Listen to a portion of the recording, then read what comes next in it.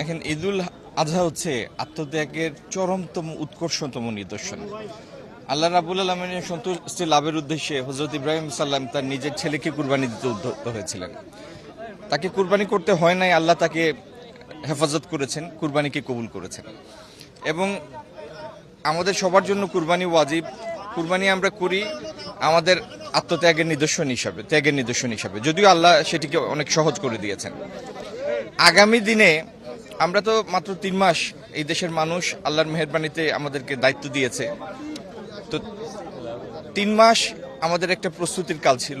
এর মধ্যেই আমরা অনেকগুলি কাজ সম্পন্ন করেছি। যেমন আমাদের মাননীয় প্রধানমন্ত্রী ইতিমধ্যেই ফ্যামিলি কার্ড, ফার্মার্স কার্ড ইত্যাদি অনেকগুলি কর্মসূচি চালু করেছেন। এর মধ্যে একটি রমজান পার হয়েছে।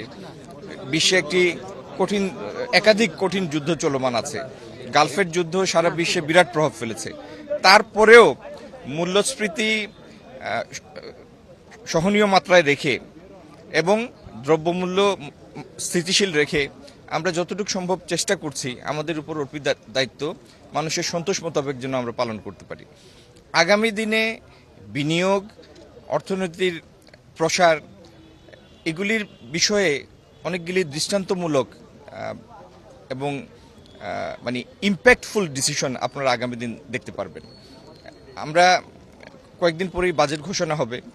এই বাজেটের মধ্যে দিয়ে আর্থিক খাতে আমরা যে শৃঙ্খলার প্রতি আমাদের যে কমিটমেন্ট এবং আমরা যে সমস্ত বার্ষিক উন্নয়ন কর্মসূচি নিব আমাদের দায়িত্ব নেওয়ার পরে, নতুন যে সমস্ত কর্মসূচি নেওয়া হবে সেগুলি কতটুক আমাদের আর্থসামাজিক উন্নয়নের সাথে সম্পর্কিত, এই বিষয়ে আমাদের সিরিয়াসনেস, এগুলি সবগুলি আমাদের আগামী দিনের কর্মসূচিতে প্রতিফলন ঘটবে। আর একটা জিনিস, আমাদের মাননীয় প্রধানমন্ত্রী তার এবং তার সরকারের আচরণের মধ্যে দিয়ে ইতিমধ্যেই দেশবাসীর কাছে প্রমাণ করেছেন যে তার শাসন পরিচালনার, সরকার পরিচালনার 3টা ক্যারেক্টারিস্টিক্স।